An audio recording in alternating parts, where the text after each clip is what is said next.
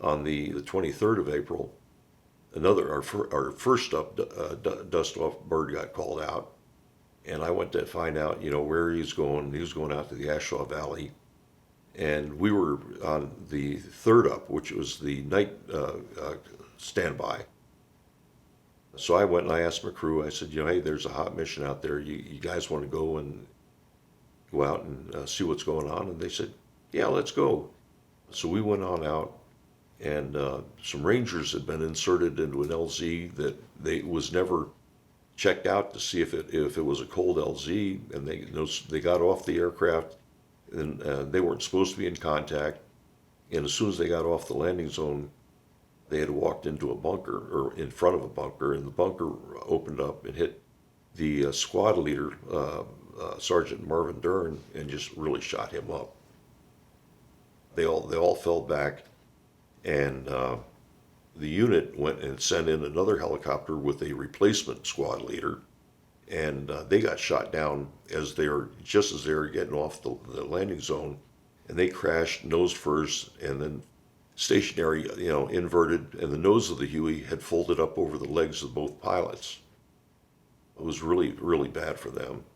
And then another cav bird went in to go and try to get the crew out, and they were shot up, and they were able to go and get out of the landing zone, and they made it down to the base of the Shau Valley, and they had to do their own little auto rotation in there, and that whole crew got out without any problem.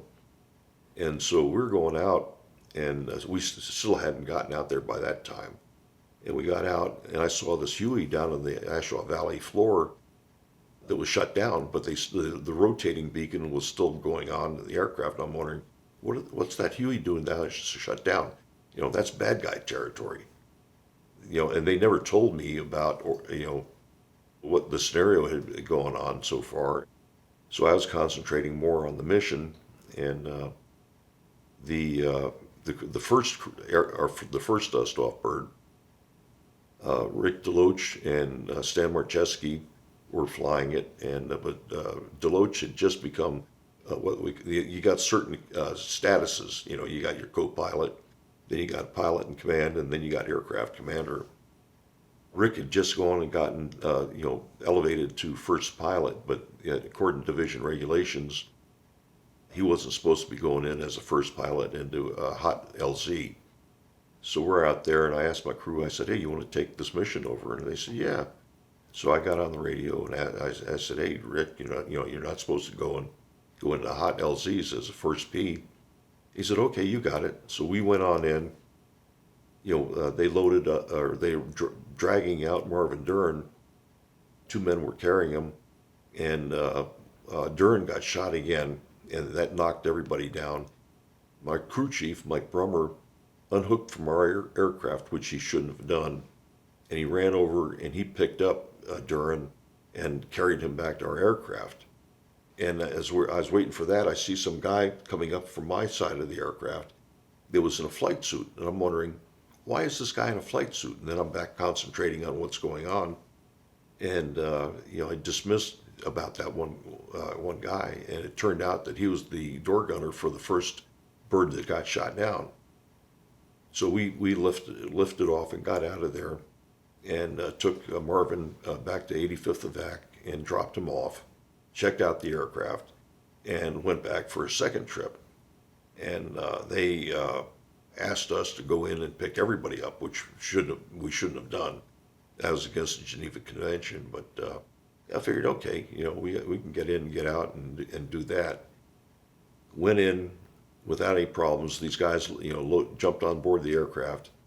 I picked it up in a straight vertical ascent, and I was doing a pedal turn to go and go out the same way we came in. And one of the North Vietnamese, hit me through my left ankle, and it forced my ankle up off the pedal, and then so consequently you're standing on both pedals, and my right foot went in when my left foot, got blown off, and started into a right-hand turn, and I jammed my left foot down. I couldn't feel anything because of the pain, but I could feel my right pedal coming back up again. So I started to go back into a left-hand turn, and they hit us in the turbine at that time, along with a whole bunch of other places. Bullets were going through the dashboard, and pieces of glass were flying all over the place. And they hit us in the turbine, and I thought we were about 50 feet in the air. Other people said we weren't quite that high, and I'm trying to do everything to get the engine, and I heard this sound. It went wah, wah, and my mind was so accelerated that it was like slow motion on everything. That was our low RPM, low turbine RPM warning audio, because I'd never gone through that before, and didn't realize what was going on. And but then I noticed that we're losing power, and I went, and there was a little button on the collective that you do to go and increase power on the engine. And had my thumb on that, and I didn't see any increase in RPM. And I figured, okay, I guess we're going to auto-rotate back down. And they told us, in flight school, if you're going to do an auto-rotation, never go and lower the collective any. But when you're bleeding off, RPM on the main rotor, you got to do something. And then they also said, don't go and move in any direction. But one of my instructors told me, he said, you got to leave room for somebody to come in and get you. So I nosed it over a little bit, and we almost went over the edge of the mountain. But I got it down really good. Mike Brummer, the crew chief, was shot while we're doing that extraction, and he fell out, and then our ship landed on top of him.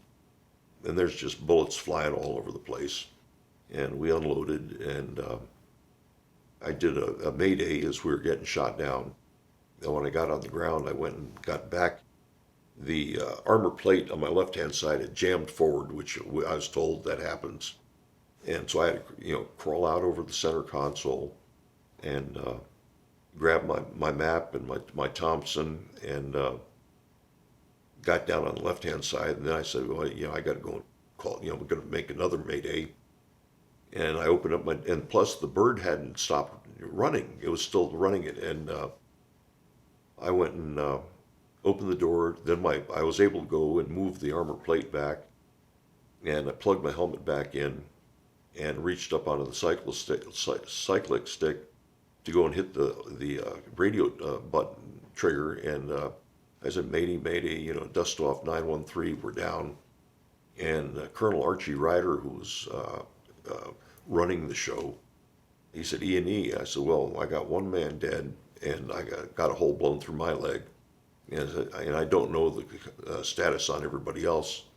He said, well, do the best you can, your infantry again. And then he flew on back. Well, he said, we'll be back when we can. That was pretty unnerving. And I just found out that that was a Ranger team, and one of the Rangers was shot in the thigh, broke his femur, and he didn't know that everybody had gotten in the aircraft, and he would have been left there. And along with the two pilots that were trapped in their aircraft. And the crew chief stayed with the two pilots on that 2nd and 17th Cav bird. Really a horrendous thing. And my group, we got off the aircraft, and we huddled up on the left-hand side of the bird. And we stayed there until the sun went down. Then we moved off the LZ into a spot that I thought was a little bit better. And we stayed there all night. But I could hear the North Vietnamese moving around looking for us.